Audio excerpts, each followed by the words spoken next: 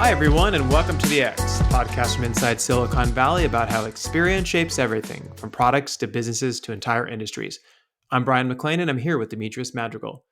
For our 50th show, I can't even believe this, we thought it'd be fun to do an episode on what it's like to live and work in Silicon Valley and how it's different from any other place in the world. Good afternoon, D. 50 episodes. Yeah, it's nuts. I don't know where the time went. I guess we were in pandemic and working like crazy during this whole time. So it's crazy. We're 50 episodes. Oh, I was thinking about it and I was like, you get to like 10 or 11 or 15 and you're kind of like, oh, wow, that's kind of cool. We did 15 episodes. But when you hit like 50, it feels like a big number, and I know people have done thousands or whatever on other podcasts, but it's a milestone for us for sure. Yeah, absolutely. And I feel like we've learned quite a bit, and I feel like the podcast product has gotten better. I feel like it's gotten easier for us to speak, and I don't know if it feels you do the editing, so I don't know if it's felt easier for you to edit this together, but it's felt easier for me to get on and talk, so that's nice. Yeah, me too as well. And I thought it'd be fun to do an episode today where we talk about Silicon Valley. So one of the things that happens quite often is people who are not from here, there's a lot of people who have moved here actually from other areas, is they will ask us, because you and I have lived here and grew up here our whole lives, like, what is it like? What can I do? Is it expensive? There's like so many questions that happen. And in addition to that, a lot of our listeners are not from here. They're from around the world. I mean, we have people from areas in Spain, Russia, everywhere listening to this podcast. So I think this is a great time for us to jump in and talk about it and give our personal perspectives and maybe even some of our secret locations of fun things to do, and tell everyone what it's like to live here. So you want to kick off, D? Sure. So I think one of the first things to kind of discuss is kind of defining Silicon Valley, because I don't know that everybody really understands like what we consider to be Silicon Valley and what other people will kind of throw in there. So the original Valley, which is going back to when HP was founded, it was considered kind of the birth spot and birth time of Silicon Valley, and then into the 70s when it was Fairchild and National Semiconductors, and there was a lot of semiconductor companies and chip manufacturers. The original Valley was basically Santa Clara County, so it was from Palo Alto to like South San Jose, and you have like IBM facilities to this day in South San Jose, and you had Palo Alto, which had where HP was founded. So traditionally, if you were north of Palo Alto, if you were in Redwood City or San Mateo, you were not in Silicon Valley. Now, as time has gone on and things have shifted more from less about like chip manufacturers and silicon, literal silicon, physical silicon, into more software, that's kind of expanded. So now I'd say, definitely Menlo Park, which is the seat of all the VCs for the most part, into Redwood City where Oracle is, and into San Mateo, and over on the other side of the bay, you could even consider like Berkeley as being part of it, because of all of the companies that are coming out of UC Berkeley. And Fremont obviously has a lot with Tesla's office or design studios, and their manufacturing facilities are there. So it's definitely expanded. But one of the things that we feel like is that San Francisco is not Silicon Valley. There are similarities. A lot of people who work in Silicon Valley live in San Francisco, and there are now, more recently, tech companies in San Francisco. But that's a recent thing. Like you go back before about 10 years ago, and there wasn't really very much in San Francisco. And culturally, it's a bit different also, because the companies there, you will see like a established, like a Google and a Samsung, and a lot of the bigger companies will have offices there. But outside of Salesforce, which has their headquarters there, not a lot of really established tech companies. There will be some startups, maybe even a few that have actually gone public, like Uber. But for the most part, they're going to feel different. It's less about kind of staying really focused on the technology, and it's a little bit more lifestyle. It's a little bit more like we're going to get out and do happy hours and stuff after work. Yep. That doesn't happen as much in Silicon Valley. Silicon Valley is like, I am too busy to go to a happy hour. Like, I've got to make this company succeed. And in San Francisco, I just think of San Francisco as just it's very unique. It's very distinct. There's no other city like it on the West Coast, and as far as I know, there's not another city like it as far as how it feels anywhere in the world. I would agree with you on that. A couple of fun facts. I was doing some research. So early on, when startups were first kind of blooming, coming about, they were looking in areas outside of Palo Alto. So Palo Alto is known as the startup area, right? It's where you get your first office. You get your funding in Menlo Park, and it's kind of like it all sticks to that little area. But Fremont was actually had technology drive, and there was a lot going on over there. Santa Clara had a lot going on. The reason why Palo Alto became the startup area was for two reasons. One is Stanford University is over there. And so a lot of young engineers and people coming out of Stanford wanted to start their businesses. And so they would stay close to the university and end up getting talent from the university. But the primary reason is actually Palo Alto gave really, really good tax incentives to small businesses to start up in their area. So very early on, they made it worth their while basically to stay there, open up your office, and try to build your business there. And Yep. so that's kind of how it all began. And now, to be fair with the VCs and stuff like that, yes, they're all on Sand Hill Road and they're in Menlo Park, and there's it's like a big deal to have your office over there. They've expanded a lot, so we see them in San Mateo, we see them in San Francisco, you see them all kind of around the world and everything. But that's still the epicenter. That's still Hmm. the main office for these locations. But I definitely wanted to speak to you on what you were saying about San Francisco versus Silicon Valley. So San Francisco is this interesting place where I think about 10 years ago, like you were saying, there was this need to start grabbing younger workers. And a lot of those younger workers were living in San Francisco and having a great time. It's super fun to live in Hmm. San Francisco. You're going out to bars, you're taking the Judah, you're going all around town, you're going to the ballpark. I mean, there's just endless activities to do in the city. And Twitter and a couple other companies decided to start their companies there. And they started grabbing a lot of the talent. And then this kind of caught on. And then suddenly it was like everyone had to have an office, not necessarily a headquarter, but an office in San Francisco. And that is what led to getting the big buses that would bus people from Silicon Valley to San Francisco and vice versa. Because Yeah. some people choose to live in San Francisco, live in an apartment or a condo. And for the most part, I mean, there's houses there, but for the most part. And then some people wanted to have a house and wanted to live in the South Bay and wanted to, start a family or whatever it is. And so they would live there, but then they ended up having to work in the city. So Yeah. that's the reason why you see these buses going up and down what we call Silicon Valley to San Francisco and back. And I think when you talk to people who haven't grown up here, they just lump it all together, right? They just lump Yeah. together everything, the peninsula, South Bay, and San Francisco as Silicon Valley.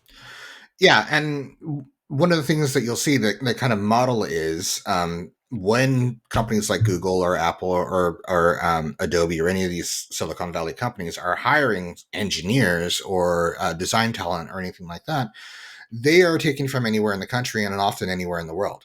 And if people are going to be moving to California from Michigan or Massachusetts or India or China, then they're going to want to live in San Francisco because San Francisco kind of has a bit more kind of brand cloud, right? It has, Sure. and it's experiential. And you're first moving here, you want to kind of get the feel for the area. So San Francisco is a great place to be there, to be for that. And a lot of younger people will move in to live in San Francisco for a while, and then eventually, as they start to get older, assuming they stay in Silicon Valley, because a lot of people leave after after they've had a few vesting opportunities, they'll get married and they'll decide they want to start to have children, and then a lot of them will move to the peninsula where it's Yeah. easy to own like a single family home. There's a lot more schooling options, and that a lot of times is the progression. Yeah. And actually, I was looking into that as well because it's an unfortunate thing for San Francisco. There's a lot of people who love it and would love to raise their kids there and have that full experience. And we know people that are raising their kids in San Francisco. But the number one reason is schooling. It really is. It's hard to find a really good school. you feel like they could safely get there. I mean, Yeah. a lot of the older kids, I mean, they're 14, 15, 16, they're just hopping on buses from their house and like going to school and stuff. Some parents don't feel comfortable with that. Some do. It's a complicated topic. We're not going to get into that today, but like figuring out how to make that work. And there's certain areas in the city where the schools are better than other areas. And because of that, everyone is flooded to those areas. So the housing over there is super, super expensive. And, it is its own kind of like ecosystem Yeah. in there. But overall, though, like all of these areas are tons of fun, very exciting, great places to live. We used to joke because my wife and I, when we first met, she was living in San Francisco and I was living in San Jose. So I would go up to the city like on a Friday and go Friday, Saturday, Sunday and live there, stay there. And we would just party around the city and go get pizza and stay up late and have a good time. And then the next weekend, she would come down to the South Bay where I was at, and it's hot, and you're riding bicycles and going swimming. It's like two completely different lives within a 1 hour drive. Yeah. So there's a lot to do. It's very And different. I mean, yeah, I and the was at a climate's point where different. my partner was living in San Francisco and I was living in San Jose. And I think you and I were roommates at the time. Yeah. And I would drive up. And if you drive up to San Francisco in the summer, number one, be prepared. It's cold, right? There's that old adage about the coldest winter ever spent was the summer in San Francisco. Yep. So you'd be in San Jose, it'd be a nice, comfortable, like low 80s, 85 degrees, maybe your shorts and t-shirts and stuff. And you're driving up to the city and you get past San Mateo and there's a wall of fog. And Yep. by the time you get to certain places in the city, the Visadero is the dividing line, right? So if you're west of the Visadero, you're just in a fog bank. So by the time you get to your spot in San Francisco, you could go from 85 degrees to 55 degrees. Oh, correct. 100%. Yeah, absolutely. So one thing I think we should tackle before we move on to anything else is the cost of living. That Oh, is the elephant in the room. So I will say I love living in California. I love living in Silicon Valley. I part of that is like the reward that I get for the career and the work that I do. It's awesome. Bryan and I were actually both born in Silicon Valley. So we've lived here in our entire lives for the most part. That's what we know. But the cost of living is very serious, and you should be aware of it if you're considering living here and moving here. And what I would say is that if you really want to live comfortably and not have to worry about money and have the opportunity to own a home and to have a reasonable retirement, between you and your partner or spouse, you'd want to probably achieve at least an income of $300,000 to $400,000 total. Um, Anything below that, and there's going to be some trade offs that could become uncomfortable. yeah, I would 100% agree with that. I think the general back of the napkin is always you want to have if one person doesn't work in technology, the other person needs to, right? Meaning that Yeah, at a it's minimum. at a minimum because the technology jobs, would pay the most Mhm. because that's what this place is all about. Like if you lived in Washington D.C., everyone works in government, right? Yep. Um, or you live in Chicago, people work in the stock exchange, whatever it is, right? Like certain cities have certain career paths that are kind of like defined for them. And I would say, yeah, you really need to. Otherwise, you could do okay. You probably just can't own a home. And the reason why I Yeah. say that is, especially if you looked at the numbers right now, like I was just talking to a real estate agent just randomly yesterday, just said hello, and then it ended up being like a 2 or 3 minute conversation. And one of the things that he said is like, he's like, I see these numbers all the time because I'm a real estate agent. He's like, but sometimes when you stop and you actually look at what it costs to have a mortgage on one of these houses, he's like, it's unbelievable. And I was Yes. like, yeah, you're talking, a very old home, maybe a 2 bedroom or 3 bedroom house will cost you $1.5 million, right? And that is just kind of the got to pay to play in this area right now because there's limited amount of housing. There's tons of amazing, crazy, awesome companies here and amazing talent from all around the world that want to live here and want to work at those companies. Now, something Demetrius said early on, I think is a real big key point here is that a lot of people will stay for a certain period and then leave. There's Hmm. a reason for that. A lot of people that have come to Silicon Valley did not come here from like, oh, I just lived in the East Bay and now I live in the peninsula. There are those people. But what really happens is you have people from all over the state and world that come here, right? So you have someone who comes from Michigan or from Pennsylvania or something like that, right? And the cost of living there is pennies on the dollar compared to what it costs to live in the specific Silicon Valley or San Francisco. And so they'll come here, they'll get a really nice apartment somewhere, they'll work really hard, and they'll sharpen their skills and hopefully stay at a company where they can get some stock and things like that. And they'll spend a decade here. And then they can take all that money that they made or saved up, and they can go back to where they grew up and they're near their family and that kind of stuff, and buy Hmm. some absolutely gorgeous home and raise their kids in a really nice area, right? So that is a common use case for Silicon Valley. And with the pandemic and the working remotely, it's even more now because a Yeah. lot of people are taking these jobs but staying in the areas where they grew up or they love. Yeah. Or the other thing that has actually gone on for a while now, I call it the gold rush model, is you move to a certain area in order to get a job with that company. You work there for about 3 or 4 years. Maybe you take you're from somewhere else and you're a talented engineer or interaction designer or a visual designer. And you move to Silicon Valley, you move to Mountain View, you take a job at Google. You work there for 3 or 4 years, you fully vest your first round of stock, and maybe you cash some of that out, maybe you don't. But after 3 or 4 years, you're integrated into the company. They like you like them. You want to move somewhere else because you don't necessarily want to pay like the crazy cost of living and the cost for a home. You can actually work with the company that you're working with. This happens all the time now, whether it's Google or Apple or any other company, even companies that maybe have less of a brand awareness than those kinds of companies that if you're not in an engineer, you might not have heard of. And you tell them like, hey, I want to move to Oregon. I want to move to Arizona. I want to move to Wyoming, right? I've been trying to say like, hey, people should move more to Wyoming. That's an underutilized state to some extent. Yeah. But I don't want to give up my job. I'm just going to work remotely because the work that I do can be done remotely. You know me. I know my team. I'm integrated. I don't need to have as much FaceTime anymore because I've been around for a while. And the companies are very amenable to it. I'm like, okay, go ahead and move, and you can work remotely, and you'll take a little bit of a hit on your salary because they're gonna have a location kind of adjustment, but chances are your salary and compensation is still going to be a lot higher than almost every job that you could get in the location that you would be moving to. Yeah, I mean, I think the key to understand is that the world is going tech, right? It's been going Mhm. tech since the late 90s, and pretty much every industry is turning tech, right? So it's like if you're gonna work in the segment of technology, then this is a great place to get a ton of experience, right? And to Yeah. meet a lot of really interesting people. And then if you choose to leave the area and go work somewhere else, you'll probably find like-minded people that are doing the same thing in those areas, but you'll always have the ability to come back, connect with your colleagues, connect with friends, and really kind of make that experience that you're gaining worth it in that sense, right? Because a Yeah. lot of it is about who you know, right? When it comes to Hmm. getting jobs at certain companies and stuff, yes, you'll apply, but it could be thousands of people applying for the same job. But if you know the people that are there and you have coffee with them and you can ask them like, what is the best way to position myself, or what experience do I need before I can apply for this job?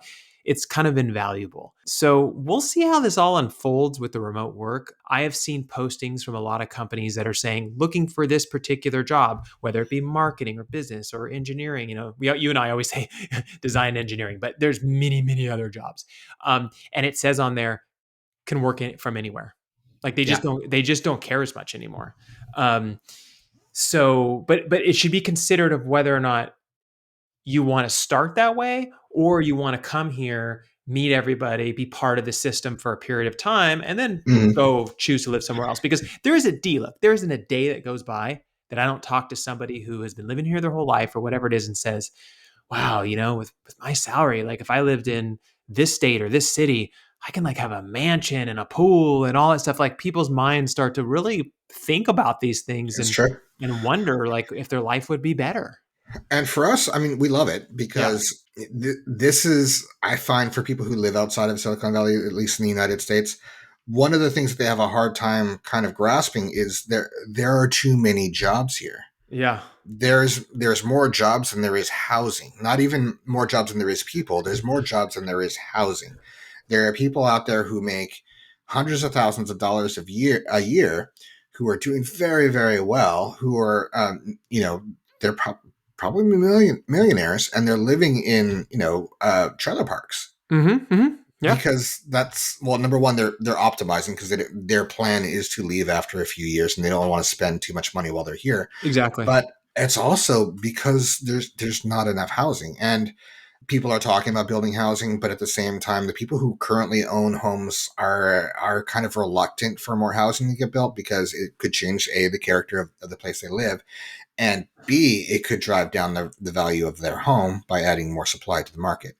But that's a whole other conversation. But I always, but the one thing I always say though, D, about Silicon Valley is, I mean, even if we continue to pile houses everywhere, just like they do in Southern California, you see them up and down the hills and everything. There's still only so much space, right? You have the ocean on one side, It's right? true. And, you can It's only true. go so far. Yeah, and that's one of the reasons why every now and then I'll see people say like, "Oh, if Silicon Valley employs this, or if California keeps their taxes high, companies will leave."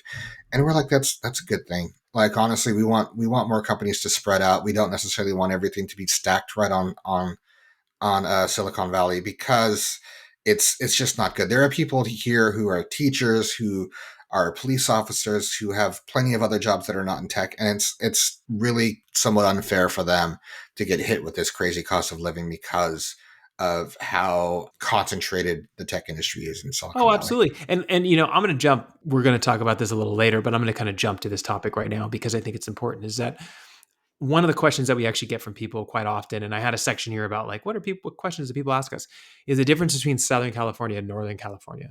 And the reason why I'm bringing that up right now is because you're talking about like this expansion. I absolutely love Southern California. I don't think there's anything wrong with it. I think Silicon Valley should just unfold all over Southern California and give people the option to buy homes all over the Mm-hmm. place in the state of California because one, it's sunny and beautiful, just like it is in Northern California. It has a lot of space that can expand out almost into the desert, right? There is amazing universities all over Southern California that are producing really, really great, engineers, designers, marketers, and all that kind of stuff. It's like ready, right? And Mm-hmm. the only thing we really have down there for the most part is like Snap and and obviously the companies like Google and stuff always open up offices down there. But like, I mean, there's an opportunity, I think, for a lot more in that area and just have people going back and forth from Northern to Southern California. I mean, it's Yeah. fantastic. It's true, and outside of California, like people, a lot of companies are opening more offices in Texas. Yep. You'll see the news articles saying like, "Oh, Tesla's moving to Texas, and Oracle's moving to Texas, and HP's moving to Texas." But they're not shutting down their offices here. They're No. still here. They're still keeping their presence here. I think they might be increasing their presence here. A lot of them, they're largely moving their headquarters there, which in some cases means they're literally taking.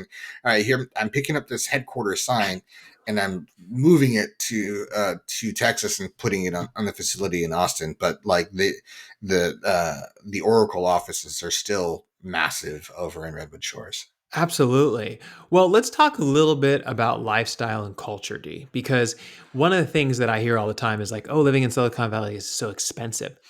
But I feel like, and you can correct me if I'm wrong, but I am an outdoor person. I feel like most of the fun stuff to do in Silicon Valley is free. Like literally Yep. riding your bike across the Golden Gate Bridge, hopping on a sailboat like you do with a friend who rents one or has one and it goes sailing for the day, Mm-hmm. biking all over, surfing. There's 13 surf breaks or something in the area if you love surfing.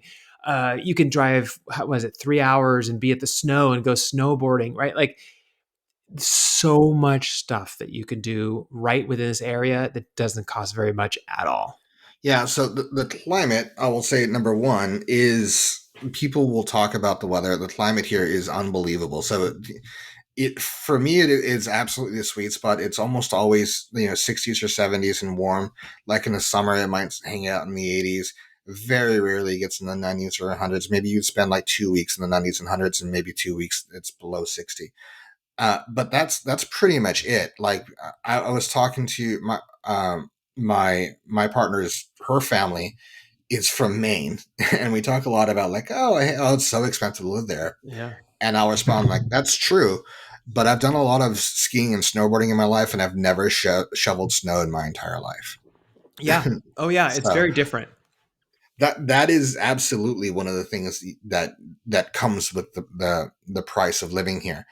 But at the same time, the outdoor life in Silicon Valley, now it everything is the population centers are centered in the valley and in the bay. But if you get outside of that, you can get some great outdoor hiking trails 10-minute drive away. Yep. And once you can, I think you can go hiking on a different trail every single day. You can go hiking every day for a year and not hit the same trail twice. Yeah, tons of hiking. Matter of fact, just last weekend, I went to Half Moon Bay and met a friend super early in the morning and hiked right over Maverick Surf Beach over there. And there's this trail that a lot of the locals like to go on, and it follows basically the water line, the ocean line, and you can see like Maverick Surf Area, which if people aren't familiar, it's the big wave surfing area. We have 60, 100-foot Mm-hmm. waves over there, and the best surfers in the world come.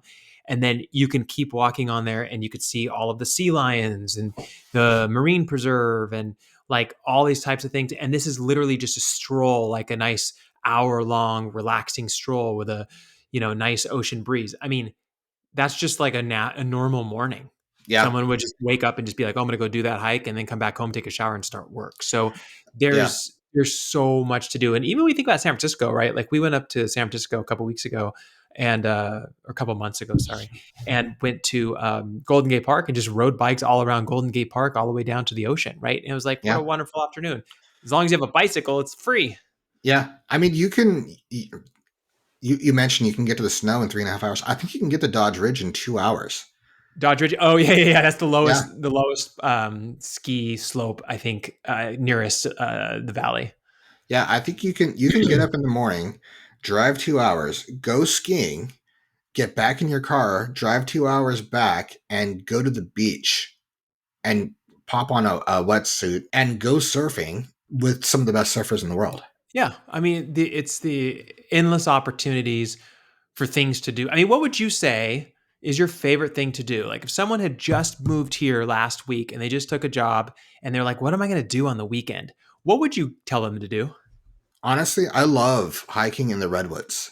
Okay. I love going to There's, I mean, I can go 10 minutes. I mean, I can walk outside and there's redwoods all over the place in Northern California. But if I really wanted to get out and away from the city, I can hop in my car, drive about 15 minutes past Saratoga up in the mountains up there, and I can go hiking in some redwoods in a park, or I can go even if I drive maybe 35, 40 minutes, you can get into Big Basin, and you're in old growth redwoods that are like the trunks are the size of your car. Yeah. And to me, just getting out in the redwoods, it feels like you're on another planet. It's like you're on, actually, they filmed Return of the Jedi amongst a bunch of old growth coastal redwoods, not even the big redwoods, right? So the redwoods that you saw in Return of the Jedi, those are the small redwoods. Those are the Yep. coastal redwoods. If you go inland a couple hours, you go to Yosemite, which is 3 hours away from here. You can go see the giant sequoia, which are even bigger. You can drive a car through them.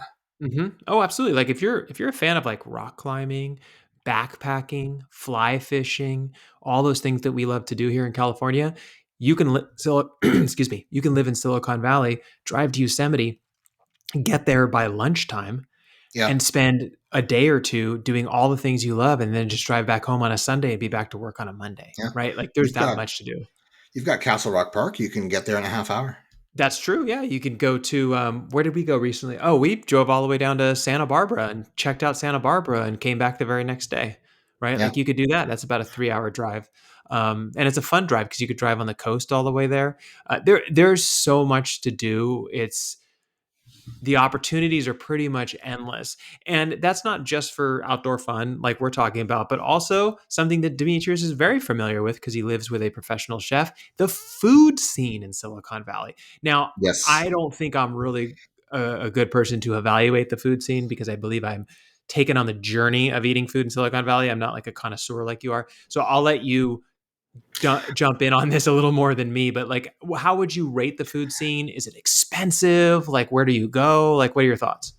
Well, it's expensive as you want it to be, and the food here in Silicon Valley is pretty much as expensive as you decide you want it to be. So if you want to you can drive out of Silicon Valley, go up to French Laundry, and spend a few $100 for like a 3 Michelin star top of the line dinner experience. You can absolutely do that. within Silicon Valley, we've got Manresa. It's another three Michelin starred restaurant That's with David right. Yeah. Kinch. Similar prices. You're probably going to spend about $300 with a wine pairing in order to have like an absolutely top experience. But you can also, this is one of my favorite things, is going to the taquerias and the hole in the wall of the restaurants, the pho restaurants, the amazing Vietnamese food. We've got amazing Indian food in Sunnyvale. We've got, I think, Afghani food in Fremont. We've got amazing food from all over the world. We've got food from Africa, all over the place in Asia. We've got the French restaurants in San Francisco. Some of the best Chinese restaurants I found now are in Oakland, which is, half hour away. Yep. There's so many different places you can go, and you can go anywhere up the scale from basically a really good kind of food truck on the street where you're spending, $10 for an amazing lunch, all the way up to the $300, $400 meals Yeah, I think our and food truck scene everything is in pretty between. legit, right? I mean, you have that one in the Presidio in San Francisco where they have like hundreds of food Mm-hmm. trucks that show up, or yeah, probably not hundreds, but I mean, like there's a lot of food trucks that show up at the Presidio, and then we have the Mm-hmm. one on the peninsula, the South Bay. They're all over the place, right? There's a lot, right? Oh yeah, there's a lot. And South Bay, it's called Movable Feast, and they get together in certain places every week. And you can follow these trucks on Twitter. They tend to cycle in and out. Some new ones might start up, and some old ones might go away. And then some of them eventually become brick and mortar restaurants like Curry Up, which I love because they're open till 2 a.m. So if it's at 2 a.m. and you're getting out of a bar or a restaurant or a concert somewhere, then you're not limited to Taco Bell. You can actually go and get some real good food. Although I will say though, if you're going to go to Taco Bell, go to the Taco Bell in Pacifica on the beach because when you eat your tacos, you can watch everybody surfing. I don't know if there's a lot of surfing at 2 a.m., but that Taco Bell, like people will scoff at it, but that Taco Bell is legit. Like It you is. go No, it there, you is. sit outside with the fire, and it's a cantina, so you can get you can get mixed drinks, cocktails, and stuff, and eat your taco outside. Yeah, it's super fun. I mean, because I like to surf over there, and we will walk over and get tacos. They have an outdoor window, so if you're all Mm-hmm. wet and you just got out of surfing, you can just walk up to the outdoor window, order your food, sit outside around the fire and stuff. It's legit. It's like if you're gonna go to Taco Bell, that's the one to go to in California. But let me ask you another question about the food scene. So one of the complaints about some cities is that it's really hard to actually get reservations for places. Like you're constantly having to like use Open Table or something like that. You can't just Mm-hmm. show up and walk in and be like, "Hey, I'm here." Do you find that is still a problem in San Francisco, especially where your partner works as a chef? I don't think it is. So here's the thing: if you're going to try to go to a high end restaurant on Mother's Day or Valentine's Day, just don't do it. Yeah. Uh, what you kind of your best bet is to understand what their ebbs and flows are like. So the best time to go to a restaurant is like during the week, right after like a major drinking holiday, like after 4th of July or after St. Patrick's Day, because Hmm. that is when they are the slowest. But even now, from what I understand, they've been really, really busy since reopening after the pandemic. Hmm. Plus, uh, my partner chef was just on an episode of Top Chef. I think it was. I forget which show it is. It's like one of the Gordon Ramsay shows. So they also saw she was like a chef judge on an episode. So they also saw a bump, I think, from that. Oh, nice. But they're definitely not booking up all the way. So I don't think it's too difficult to find reservations right now.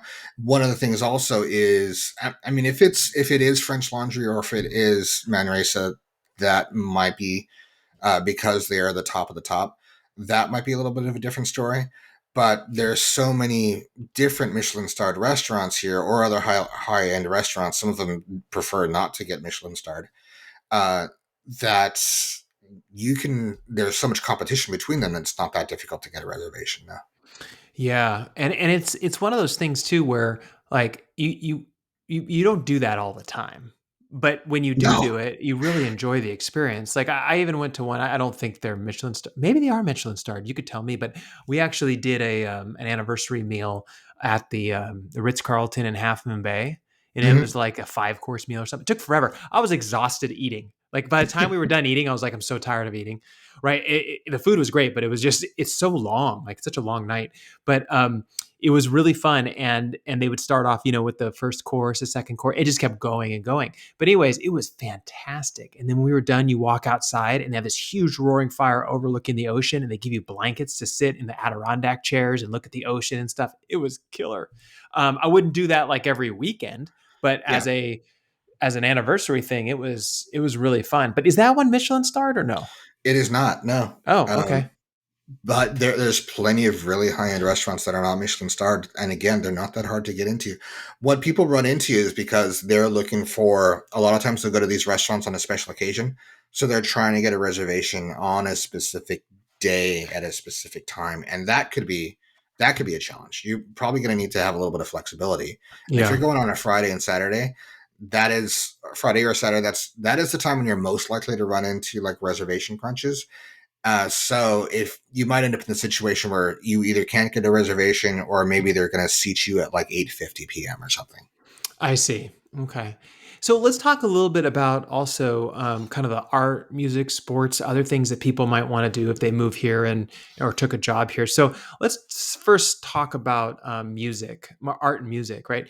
Obviously, being in San Francisco, right, you end up getting like outside lands and a lot of those big concerts and stuff like that. You're a little bit more of a music fan and art fan than I am, but like, do you find that there's enough of that in Silicon Valley? So within Silicon Valley proper, the the music scene is not as active as San Francisco or Santa Cruz or Oakland, Yeah. but it's so quick to get to those places that it's super easy. I've definitely been to three different concerts within a single weekend where I went to one concert Okay. on Friday and a lot of these are like, $20. I saw George Clinton in Parliament for like 30-40 bucks. I saw Snoop Dogg for like 40 bucks in a place that held maybe like 300 people. I've seen so many different bands. I've seen at this point hundreds, I would say, because everybody comes through here. And Yeah. if they're not playing in San Francisco, they're playing in Oakland or they're playing in Santa Cruz, and some of more and more are coming through San Jose because a few local artists have been trying to build up the San Jose scene a bit more. But so many people come through, and there's a lot of EDM, there's a lot of jazz and soul, there's a lot of rock, metal. Metallica is from here. Beast or not? Uh, Digital Underground was from here. Tupac was from here. There's a major music scene, and I think Santa Cruz is underappreciated because they've got a few music venues where major acts love to go there. Paul Oakenfold played at the Catalyst one year for New Year's. That's the one I I think was it was thinking like of. 40-50 bucks to get to. Yeah, the Catalyst. That's right. In Santa Cruz. I Mm-hmm. think I've only been there once. I think I was there with you, matter of fact.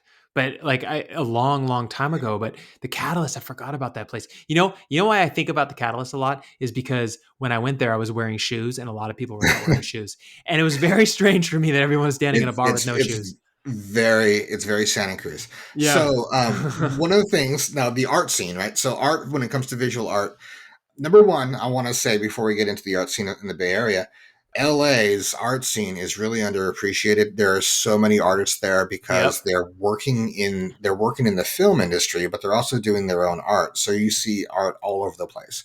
In the Bay Area, there's a similarity because there are a lot of artists who are working within the tech industry. Like the tech industry really, really benefits from having artists on board and having really good artists and social scientists working within the tech industry is one of the reasons why that we have iPhones and Android phones, and we're not still working with like Palm Treos and Blackberries, right? That was the difference maker, was getting kind of that art influence in.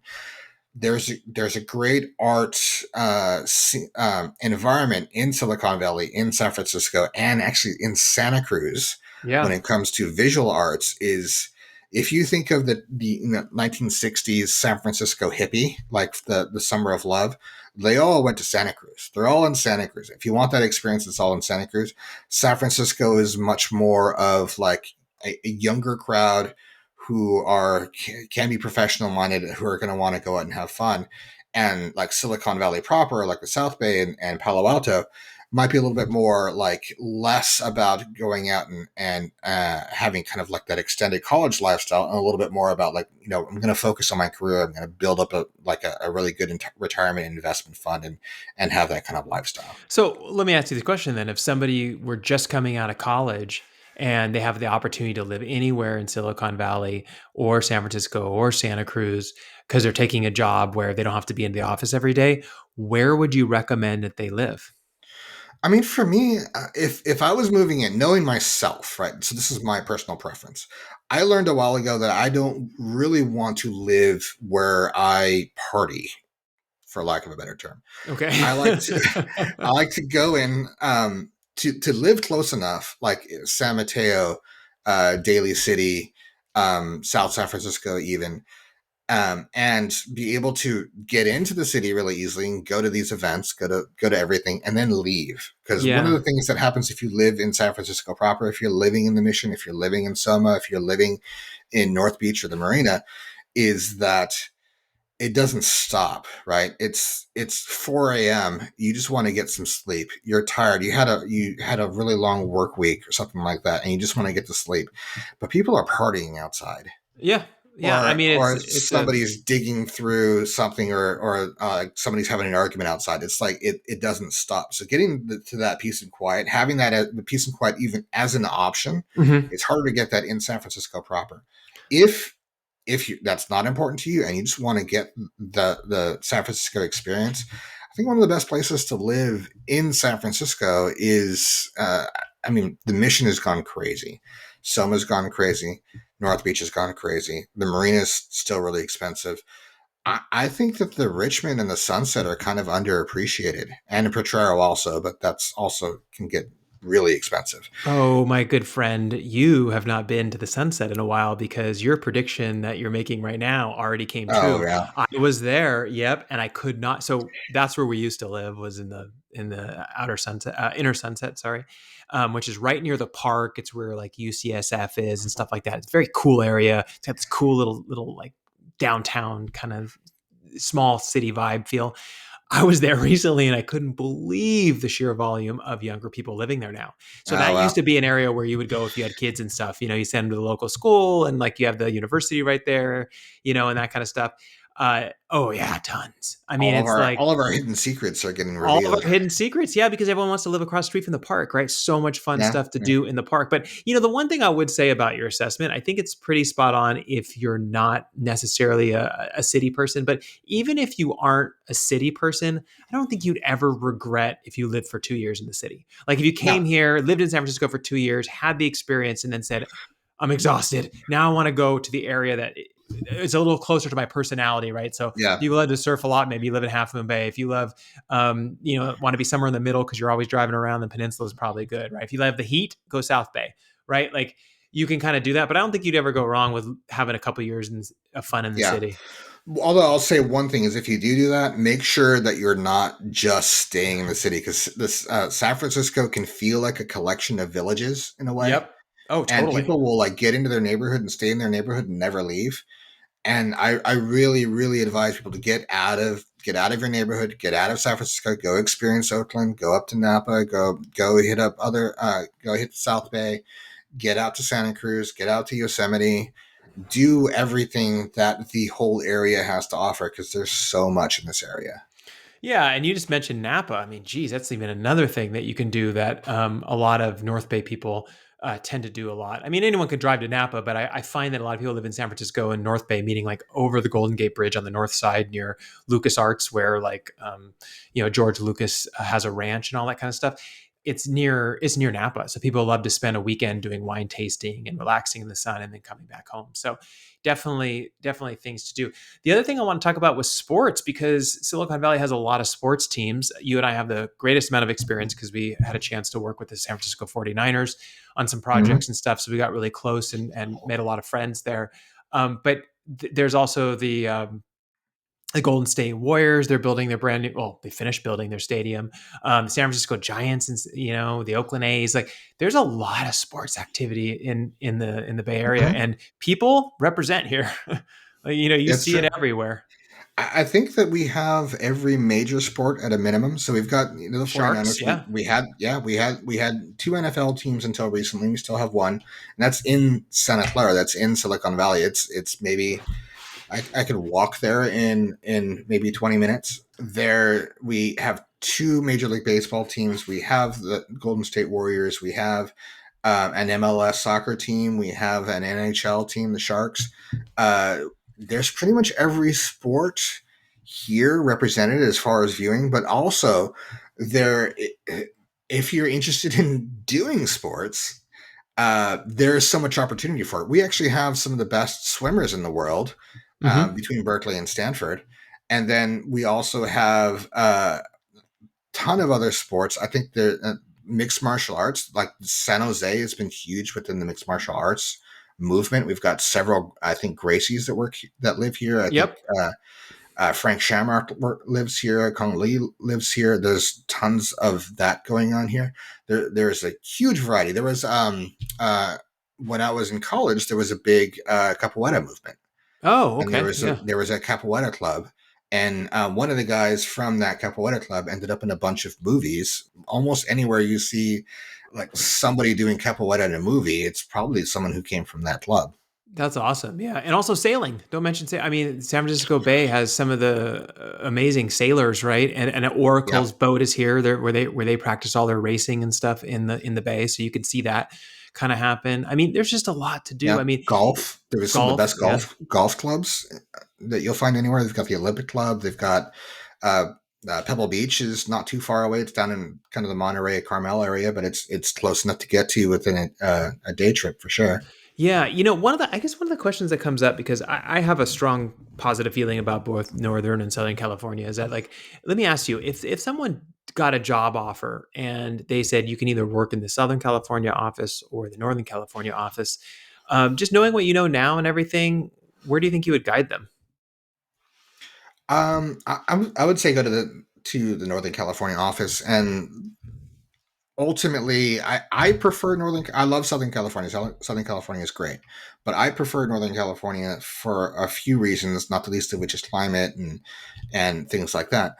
But I think that your opportunities for advancement for within a company by Hmm. spending a couple of years in Silicon Valley in the main offices, just for 3 or 4 years, just spend 3 or 4 years in Silicon Valley, and then you can decide whether or not you want to stay or whether you want to move on. But you can establish yourself professionally within that company in such a way that it can open up a lot more options for you. You're kind of Well, paying your dues within that company.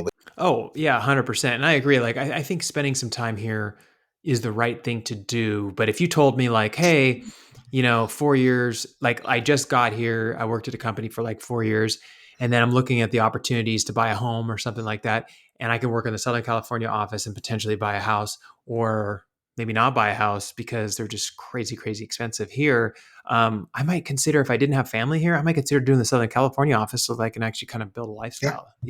Like, I think it I works just both feel ways. that But way. yeah, I would say, like, if you can make it work and spend a few years in Silicon Valley and get that experience. And then you can move to Southern California, you can move to Arizona, you can move to Las Vegas. A lot of people are moving there. You can move a lot of places after that. But I think that if you go to Southern California and work in the offices there, then it's not going to be bad for you. You're going to do great. Yeah, absolutely. So, a couple other things I want to bring up, some fun stuff. So, the show Silicon Valley. Oh yeah, of course. Of course, right? We watched every episode and laughed our way through it, right? How well do you think they portrayed Silicon Valley? I mean, reasonably well. I think that when I think of how Silicon Valley as a show felt, it felt quite a bit like a lot of the startups feel, and kind of the environment that they portrayed was it was very Palo Alto, Menlo Park to me, or even Mountain View kind of feel, like the way they lived in the house and moved around, and they went to the different, even the office buildings they went to. It felt very peninsula. And then every now and then you saw them bringing in elements of other parts of of Silicon Valley. Like if you go to San Jose and go to the east side, Hmm. there you can go to places where you have to speak Spanish to order food, Yeah. or you have to speak Vietnamese, or you're pointing at a menu in Korean in Santa Clara, right? Um, there's a lot of that kind of cultural diversity, and that's something that kind of crept into the show a bit, which I appreciated.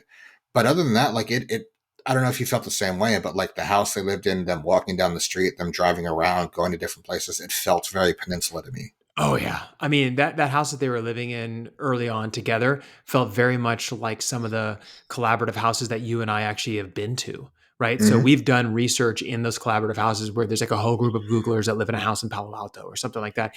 It felt spot on. And I think a lot of there was a lot of over the top stuff, obviously, that happened there. Sure.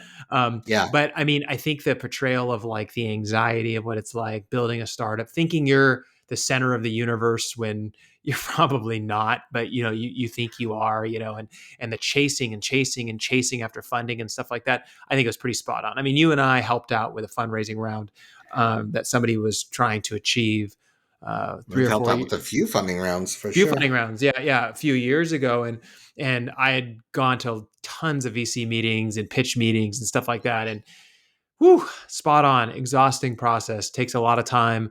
But if you can make it work and you have something great, then it could take off. But it really is who you know. I mean, there used to be these things. I don't even know if they have them anymore, D. But we used to go to a law firm in Palo Alto for these things called new tech startup meetings, Hmm. and you and I would go every, I don't know, was it like Friday nights or something like that? And they would have free pizza and wine, and then you basically go and you pitch your idea. And it's Hmm. like a proving ground. It's a way to train yourself on on how to pitch venture cap companies and stuff. Like, here's my product, here's what we do, here's our value, here's how many users we have, blah blah. And Yeah. then people would ask you these really challenging questions, and then you'd walk out of there exhausted, but ultimately better than you were before. And you would use that as a tool so that when you had to sit down with a entry level or a new uh, VC filter, like they always have somebody who's not like the main VC, kind of like filtering out which companies are legit and which ones aren't. You can kind of get them on board, and they can promote you to meet with the partners and all that other kind of stuff. There's a whole process that happens, and it's almost like stand-up comedy. There's plenty of places where you can go and pitch your ideas and get feedback from the community in order to sharpen your tool set so that you could potentially raise a round. And I felt like the show itself portrayed it beautifully. I felt like showing all the fun things to do in San Francisco's and the parties and the crazy weird parties that you get invited to. Like, those things exist. They really do Yeah. exist. Obviously not as much right now, but they did exist, and we were part of them. I mean, I remember going to a party in San Francisco with you. It was like a launch party, and they like carved the logo of the company out of a huge piece of ice. You remember this? And they were like Oh, yeah. pouring vodka down it and stuff, and you could fill up your like shot glass and stuff. Oh, all kinds of crazy stuff. Oh, yeah. I think one of the things I really appreciated about that show was like the quirkiness Yeah. of the some of the characters. Because that, if you're especially if you're in the startup field, probably more so in startups than in like corporate Silicon Valley.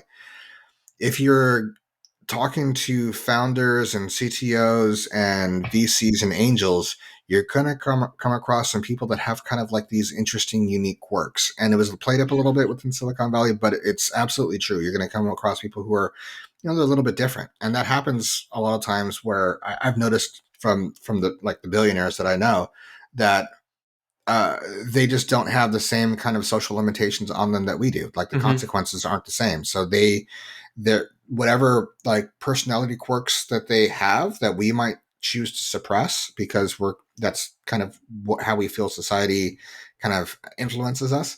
For them, that's not there. So it just kind of blooms. Yeah, I totally, man. I mean, I totally agree with that. And I think one of the things about living here that people have to understand, and this is something that I've been thinking about a lot, is like you have to be like really into tech. And the reason why I say that Yeah. is because all conversations lead to it, right? Whether it Yeah. be about social justice, or whether it be about the actual product itself, or whether it be about what's happening in Washington because of tech. Like, everything is about technology. Just like when you're sitting in a bar in Washington, D.C., in DuPont Circle, having a beer, everyone around you is talking about government. That's Hmm. just how it is here. And as long as you like that and you find it interesting, I think you have a really, really good time and really enjoy it. But I think that the main thing to consider when you're moving here is that the cost of living is very high. And Hmm. that just because you can't buy a house the first moment you get here doesn't mean you can't have a killer, amazing time renting a house, renting an apartment, renting a condo, whatever it is, and just enjoying everything that has to offer. And then if you choose to leave, you have that experience and those connections in order to keep you moving along in your career. If you decide to go, back home or to settle in California, so you can buy a house and be near the entertainment industry or whatever it is that kind of excites you. Yeah, sure. I mean, I think that's one of the bottom lines is if you move to Silicon Valley and you work in tech and you actually make it through, for example, either an IPO in the startup or three or four, a couple different vesting cycles for a stock within a company like a Google or a Facebook or something like that, you can probably move anywhere in the world and afford to live there. Yeah, except for maybe Monaco or something like that. Right? I mean, like it's Yeah, very I don't know. expensive, but I think you could probably afford to live there. It's just a question of your comfort level. yeah, it's true. And I think a lot of times the headline stories that you'll see coming out of Silicon Valley is like, oh, all these engineers are living in RVs like down the street from Google and all that stuff. Yes, that is true. But that is by design. Because, like, Yes. literally, if you interview those people, they're saying, we are saving for a house. And we decided that we'd like to live in this RV. We don't have any kids, let's say, right now. And we want to live in this RV for the next 3 years, save all our money, and be able to buy a house one day. Like, people make quirky, Yeah. interesting Or one of the things decisions. I'll say is a lot of them are min maxers. So they are and a lot of them are math focused. So like I'm moving here.